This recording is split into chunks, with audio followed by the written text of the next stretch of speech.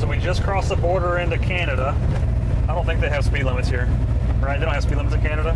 I don't think so.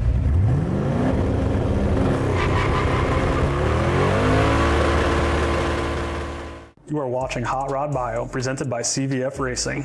Every car has its own unique story. Follow us as we meet up with our customers to learn about their car's journey. Hey guys, Dan here with CVF. Today we're doing Auto Bio on this F350 pickup behind us. And to tell us all about it is Darren, the owner and the builder of this truck. Darren, what exactly is behind us? Well, this is my, I'm going to call it mostly 1986 Ford F350. So by mostly 1986, so break it apart for me. All right, truck started out as a 91, so the cab is a 91. Yeah. And then the frame underneath is also 91, but it's two-wheel drive, dually obviously, but it's got an 86 clip and then 86 box on the back of it. Okay, that's pretty sweet. And then all the paint and body original? Yep, so a little bit on the front. I kind of had to doctor up the front fenders to match the rest of the truck, but as far as from the cab back, all original. Yeah, and we're in Minnesota, for those that aren't aware. I see no rust. It's got some dings and some scuffs here and there. This thing is a driver through and through. Yes. Where did this, I'm guessing not from Minnesota. No, so the wife found this one for me. It was down in Texas, and I got a buddy that does some hauling. Yep. And I actually got the truck for pretty much a song, and it sat for like 17 years and cost me $300 to bring it from Texas back to Minnesota. Nice. So obviously, low to the ground. What all happened with the suspension? A little bit of everything's happened with it. So originally, the rear axle is the original piece for it. Other than that, everything else has changed. The leaf springs, the overloads have been taken out. It's got a rear axle flip in the back of it. The front end has been pretty much cut off, and it has a Ford Crown Vic front suspension in it. So it's got better suspension, better handling, cut quite a bit of weight, and then obviously lowered it down a bit too. Yeah, when you told me it cut out quite a bit of weight, that number's substantial, right? Yeah, so I recently ran it across the scale from a little bit of before and after, and from that front end swap, it took 600 pounds off the front of the truck. It's an incredible amount of weight for just swapping the front suspension out. So yeah, these things were built pretty heavy, so. Yeah, I mean, it was cast iron front I-beams and a big power steering box, and you know, big brakes, big hubs, big everything on there, and everything's not lightweight. And speaking of brakes, before we got here today, you were telling me you've modified the rear brakes. What exactly happened there? Yeah, so I a little bit of taking weight out of it, but at the same time, I wanted it to function better. Yep. So the rear hubs on it are spun from billet aluminum and kind of made so I can bolt a disc brake to the back of it. Yep. So the drum brakes are gone, the disc brakes are there, and it's got front disc brakes off of like an 81 K2500. So it's got Chevy brakes on the back of it. Okay. A little sacrilegious. A little bit. There might be some more of that to unveil when we get a little bit later into this, right? Oh yeah. So purist, you're not gonna like it. You're not gonna like it. But the thing I love about this truck, it's in town, I see it all the time, is this thing gets driven all the time. This isn't a vehicle that somebody just built, maybe take it to a show, do a couple burns with his buddies to scare him once in a while. This thing is used all the time. You've done how many miles this year? I put on just about 30,000 miles a year. My odometer is showing 60,000 miles, and I've had the truck for 2 years. Yeah, that's pretty good. You know, and it's not always been in this current form, right? Correct. So it's changed a little bit, and honestly, I probably put a couple thousand miles on before I even put a new speedometer and stuff in it. Yeah. So everything's been changed. It's got a lot going on. Last thing they hit on the suspension that I can recall, you also have what looks like Caltrac bars, but not Caltrac bars. So yes and no. Caltrac actually doesn't make anything for this vintage era truck. They make them for the F-150s, but they don't for a 250 or 350, and especially not for a dually.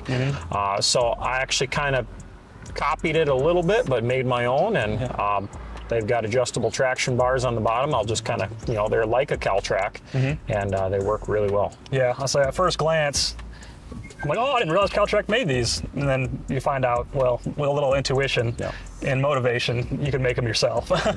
You did a hell of a job. Under the hood, take me through that. All right, well, originally was a 460, and the truck had sat for 17 years and the motor was stuck. So big pry bar back and forth, got it free, got it running, but it used more oil than fuel at that point. So that motor came out. It was kind of a very quick thing to quick swap it in, because my car at the time, the transmission went out. Yep. So I'm a Chevy guy. I was looking for a Chevy truck, so I got a pile of Chevy motors laying around. Yeah. So I had a stock 5.3 I put in it, and it pretty much went in over the weekend, and I drove that for probably about 1,000 miles, and was bored with that real quick. And then it was a heads and cam 5.3, and I was bored with that. And then it was a heads and cam 6.0, and now it's got a heads and cam and built twin turbo 6.0. Yeah, it's surprising once you open the hood and realize, oh boy, there's a lot going on here. Yes, there is. Take me through the transmission life cycle. There's been a few of those too as well, right? Yep. So the original tranny in this truck was an automatic.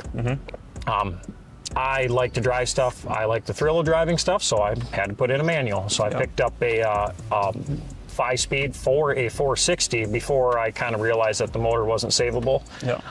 And then I ended up cutting the bell housing off and welding on a bell housing from like I think it was a 4L60E. Just kind of welded it all together.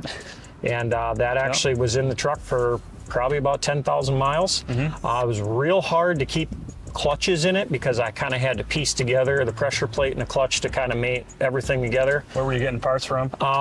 Believe it or not, a New Holland tractor had the right clutch plate. Yeah. Okay. So, the front, the flywheels off of a Chevy work truck. The back side of it, the pressure plate was actually Ford, that same Chevy, but Ford had a weird spline count and the size diameter clutch.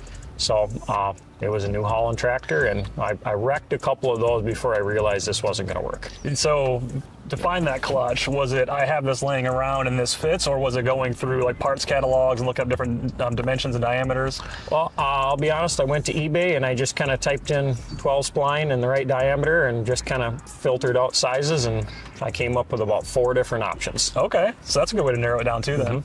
Wheels and tires look stockish. Is that how they stock wheels and tires? They're a little bit smaller tire, but otherwise stock wheels and tires. Yeah, and so with being duals in the rear, you can kind of get away with having a street tire and not having to run a slick and getting all kinds of traction.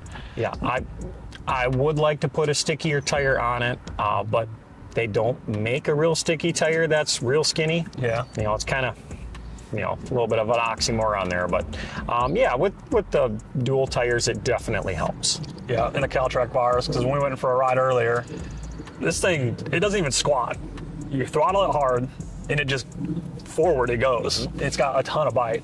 Yeah, I've done my homework with a few different things on the back, because I've had the frame pretty much bare. So I've actually moved down the leaf spring mounts in the back and then kind of changed things around. So I've done a lot of research, and I'm looking for that instant center, and basically put everything in line. So yeah, it definitely bites. Yeah. And it hooks and goes. Yeah, it's incredible what you've done, and with minimal tools, right? Right. Yeah, you're not working out of a big fancy shop. No. Most of the time I'm working outside when it's not raining. Which is another thing I love about this truck, is it's just, yeah, it's as grassroots as it gets right here. So I've also noticed the interior of this truck is not stock. Why don't you take me through what you got going on there? So I put this thing together for comfort. The seats in it are actually from an 07 F150 Lariat. So it's got leather seats in it, front and back. They're all from the same F150. Had to make some mounts a little bit, but it was pretty straightforward. So power seats, heated seats. It's got the nice seat belt clips in the back for the kids' seats. So it's almost like they were made for the truck. The center console and everything just fit. Yeah, it really just bolted right into the floor, everything? Pretty much. That's pretty incredible. So you get all those modern amenities on a budget. Yep. Yeah, and then room for the kids in the back. Yes, so there's definitely plenty of room in the back for the kids. I've got kids, and they are hard on stuff. Which again is the beauty of this thing. Right. Like going down the road, it looks great. When you get close, you obviously see the dings and imperfections, but that's the charm or the charisma of this thing. Yeah, right. There's so many surprises. And if it was shiny paint, I don't think I'd drive it like I would. Yeah, it causes a lot of stress, right? Yeah. I think you got a sticker that says something like that out here, right? Something like that. AC? AC, nice cold. So, like I said, to drive the kids around in it. So turn it on, walk away.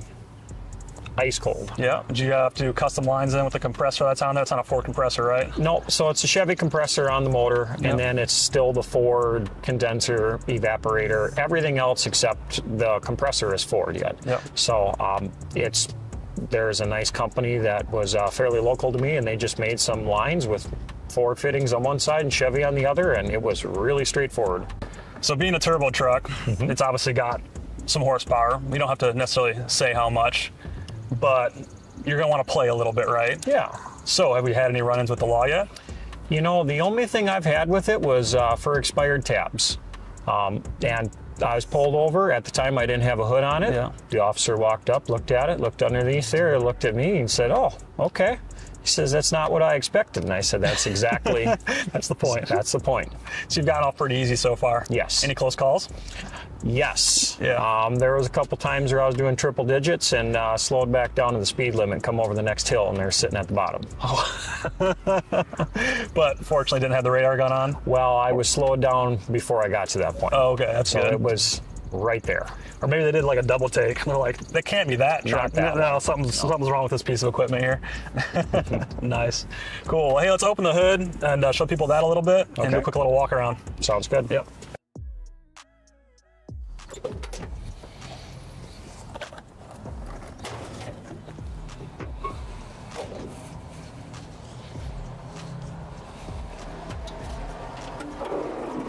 Yeah, so obviously not a 460 anymore, like you said. We got a 6-liter LS in here. Mufflers. I'm impressed. It's a little dirty, but like I said, it gets driven. Yeah, this thing's not built for show. It's built for go. Love it. So what else we got going back here? We got fuel pressure regulator.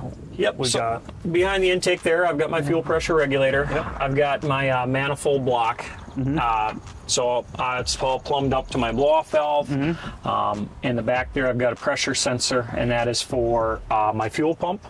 So once I reach more than 4 psi of boost, it'll turn on the second fuel pump in the one tank. I got my boost gauge that comes off of that as well. But all the important stuff, I got my flex fuel sensor behind the intake manifold there as well.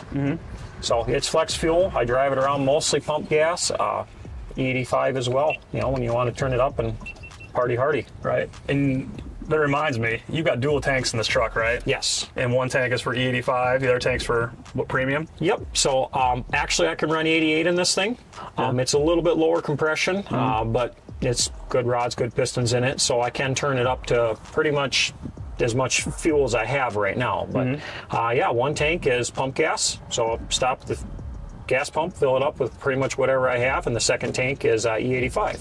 That's pretty damn cool. Again, innovative. So, and it all is controlled just through the tank switch. So I turn it up to the front tank, turns on my boost controller, I can turn it up, turn it down, and the sensor automatically reads when it reads E85. And when I turn it to the back tank, it shuts it off, so it's just wastegate pressure, and then it's pump gas. No kidding, yeah, that's pretty incredible. So it's made it idiot proof, so I don't have to remember to turn stuff on or off. It's just a switch that says forward or back. Nice. And then who made your AC lines? These look like custom lines. Yes, so those are custom lines. There is a place in Burnsville, and the place is called... Well, now you got me on the spot. Now I can't remember. Well, that's all right. So they were custom made by a shop locally, though? Yes, they were... Okay. I'll come later, but yes. Not so important. It was a shop that basically just builds lines. They will build lines for your race car or hot rod, street rod, whatever. So I went in there, told them what I needed, and gave them the length, and I literally waited for them. Nice. And then I also see, looks like Hydroboost. Yep. That was one of the big things that I wanted to do on this thing was better brakes. And part of the Crown Vic swap as well had bigger brakes on it. But yes, the Hydroboost, it literally stopped the stopping distance in half. That's pretty incredible. Just over vacuum brakes. Just over vacuum brakes, yes. That much more force. That's pretty incredible. And then, I know it's not an auto anymore, but I still see something connected to the shifter. What exactly is going on there? So a little bit of everything with the rear brakes that's set up on this truck. I do not have e-brake cables anymore. So what I have there is a on-off valve and I'll turn the brakes on, step on the brakes, and then what I use is the shifter column connected to a linkage rod, and that will close off the brakes, so I have either a parking brake or I can lock up the front brakes and warm up the tires. These ideas just like come in your brain when you're trying to go to bed at night. Yeah, I don't get much sleep. It's just bing, bing, bing. Yeah, just all the time running. How can I make, oh, I got an idea. Yeah, so use what you got. Exactly. Radiator, where did this come from? This is actually the stock radiator for the truck. Oh, no kidding. Yep. She didn't pull out of like a newer truck electric fans? Nope, stock 460 radiator. The fan came out of, I'll be honest, it came out of something at work. They were throwing it in the garbage, and it kind of fit the radiator. So I had a different one, but it wouldn't fit with the intercooler down there. So this is part of using what you got. Yeah, and you don't have to tell us where you work, but what you do for a living? So I'm a mechanic. Yeah. So cars all day long. Cars all day long. Come home, more cars. More cars. And then all your intercooler piping, is this all you? Yep, everything on this truck is all me. Let's get back in this truck and have you fired up for me real quick. Okay.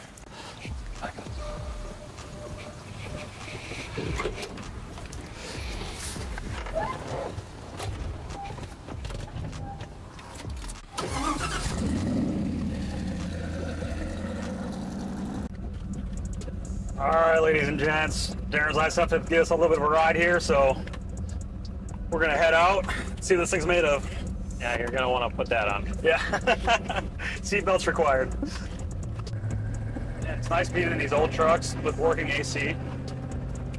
So many of these old vehicles are just, so many things don't work on them. And literally everything in this truck works, right? Correct. So, yeah, it's a driver. Yeah. So yeah, everything works the way it should. Yeah, but it's got all the power windows work, power locks work. Like I said, it's 85 degrees today, and it's a cool 60 inside of the cab. Correct. Now I know you've done a lot of work to the suspension, but it doesn't ride like a 1-ton pickup. I mean, I know it's not going to, but you still kind of expect it to. Right. So with the rear suspension taking out all the overloads, Yep. It definitely got a softer ride to it. I do have airbags in the back for when I tow, because I do a lot of towing with this truck. But yeah, the front suspension, it's Crown Vic. I mean, it rides like a Crown Vic. It's got nice tight steering. Yep. The brakes are very responsive, especially with that Hydroboost. Yep. And it's not bouncing the rear at all. No, it's very smooth. It's not bad to drive every day. Yeah, and tight. Not really any slop. Everything seems like it moves pretty good. Yes. So it might look old from the top, but everything underneath is fairly modern. Yeah.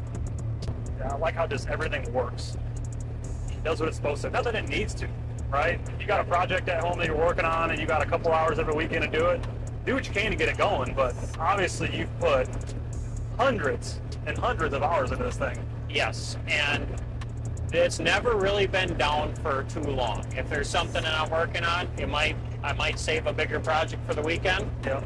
But mostly it gets driven more and it gets worked on. Yeah, this is the daily. There's not a backup vehicle, right? Correct. Right now, this is the daily. And between engine and front end and everything else you've done a weight reduction, you're probably down, what, 1,500 pounds? So the truck, I just recently ran across the scale. Yep. And originally the truck was 7,800. So heavy. So with myself, 2 full tanks of fuel, and 2 small children in the back, the truck weighed 5,600. That's a big chunk of weight. It's a huge chunk of weight. Have we had this to a drag strip yet? I have not. I've had it plugged into a draggy box when it was still a naturally aspirated 6.0, Yep. and it was good enough for a 13 flat.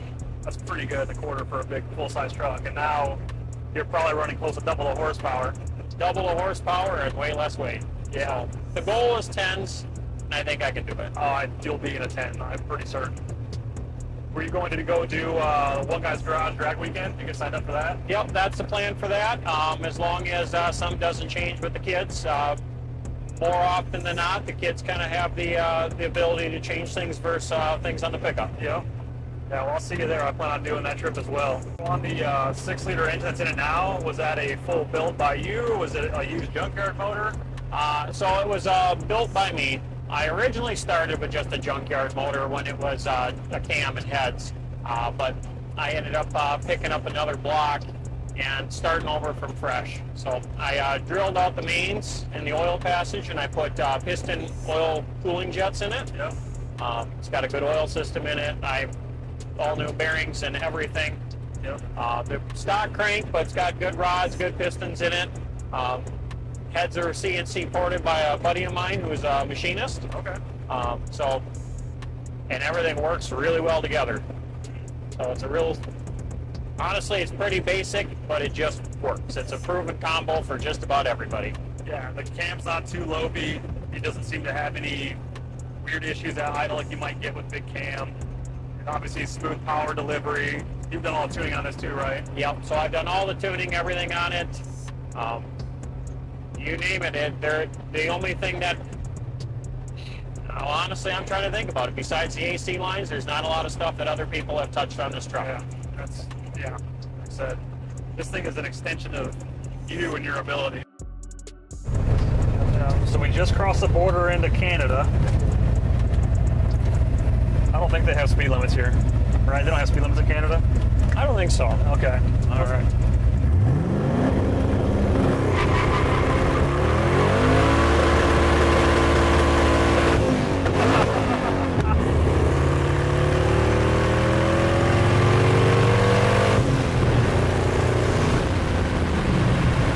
That makes all the right sounds. Just got to hit all the right gears. Yeah, exactly. Well, for being a 4500, it's not made to bang super fast. No, it's about like speed shift in a dump truck. Yeah. That's pretty crazy. So 2-steps is new, right? Yep, 2-step is new. It leaves pretty decent at 4,000 RPM. Yeah. Yeah, I'm pretty impressed. This big old girl gets up and boogies. And I'm guessing you can do that one after another, just all day long.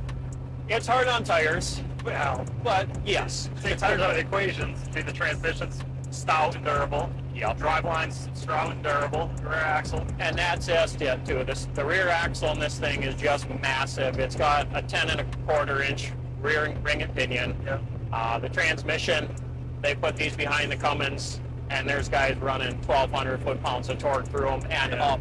Yeah. Everything is pretty well bulletproof. Yeah. So you could really whole shot this thing all day long. It'd be just fine. And be just fine. Yeah. So that's part of it too, is if I'm thrashing somewhere, I'm gonna go do these events or drive it to a drag and drive, I still need to make it home.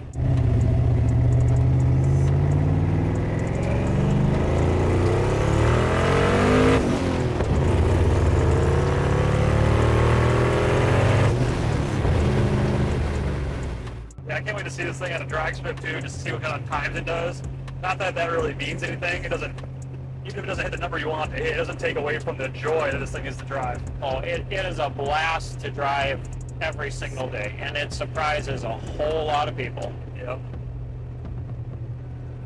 Yep, so you guys out there that keep making excuses about how you can't get your stuff done, I don't want to hear it. This thing was done mostly outside, not in a fancy shop, not with fancy tools, just through hard work, determination, a little bit of research. 3-stack Craftsman toolbox, Craftsman tools, a welder, and a torch. Yep, just get it done, make it run. You can worry about getting it right later. Exactly right. That stuff comes in time. All right, guys, thanks for watching this episode of Auto Bio with CVF Racing. I'm Dane. This is Darren. Thank you so much for showing us your truck. I hope you guys enjoyed watching, and we'll see you next time. Thank you.